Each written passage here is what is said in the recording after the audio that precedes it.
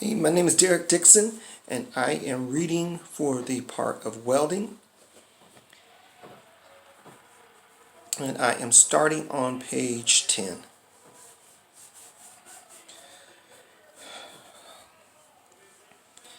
Alright, about a year ago, I was approached by 3 people.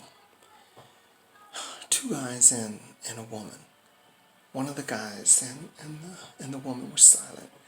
But the one guy, Max, he was the mouthpiece. This guy just lays out all this intel that they gathered on me, and they said they needed my help with some project. Consequences were implied if I did not cooperate.